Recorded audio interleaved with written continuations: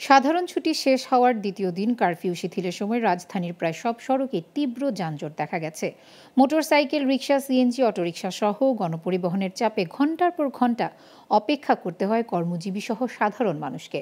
পথচারীরা বলছেন, কারফিউ শিথিলের পাশাপাশি বৃহস্পতিবার সপ্তাহের শেষ কর্মদিবস হওয়ায় অন্য দিনের তুলনায় যানজট বেড়েছে কয়েক গুণ। ইয়ানা ফিয়াসিনের তোলা ছবিতে আরও জানাচ্ছেন আঞ্জাম খালেক।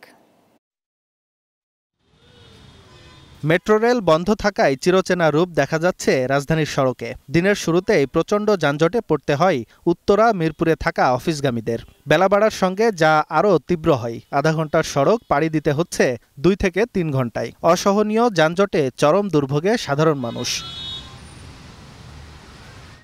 সকাল থেকে গন্তব্যের উদ্দেশ্যে বের হন কর্মজীবীরা। প্রতিটি সড়কে দেখা যায় এরকম অসহনীয় যানজট। একবারে গুলিস্তান থেকে মগবাজার ওঠার থেকে পুরাটা জ্যাম ঠেলতে ঠেলতে আসছে ভাই।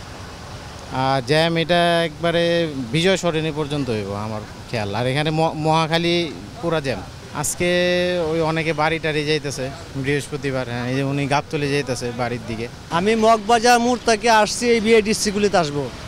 গাড়ি করছিলাম, গাড়ি তো ইয়া করতেছে না। আমি আইছি পুরান ঢাকা থেকে, কাজে গেছিলাম। ওই থেকে মুড়ে টেকছে 1-1.5 ঘন্টা এনো থেকে হাইরা ওইখান থেকে হাঁটতে হাঁটতে এখন এনে আইছি।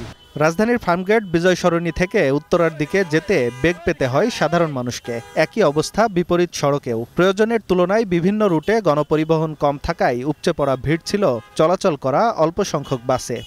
কারফিউ ছাড়ছে, সবাই একসাথে বাইরেছে, রুটে গাড়িও বেশি হয়েছে, জাম অনেকটা হয়েছে। এই জামের কারণে মগবাজার তো ওনার সাথে আমি হাঁটতেই ফোন আইছি না। আমগো তো অনেক সমস্যা হইতেছে। আমরা পোলাপানের বেতন বুতন দিতে পারতেছি না, পড়ালেখার ঘর ভাড়া দিতে পারতেছি না, নিজেরও চলতে ফিরতে অনেক কষ্ট হচ্ছে। 200-300 টাকা ইনকামে আঙ্গ হইতেছে না, চাইল কেনার টাকা হয় না, কেমনে ফ্যামিলিতে চালামু। আমরা যারা সাধারণ মানুষ যারা আছি তারা আসলে মনে করেন অনেক কষ্টে আছে, যারা বলতে পারে না আসলে। হামলাকারীদের তাণ্ডবের পর থেকে শঙ্কায় এখনও অনেকেই সড়কে গাড়ি নামাতে সাহস পাচ্ছে না। দ্রুত পরিস্থিতি স্বাভাবিক চান তারা। আঞ্জাম খালেক, গ্লোবাল টেলিভিশন, ঢাকা।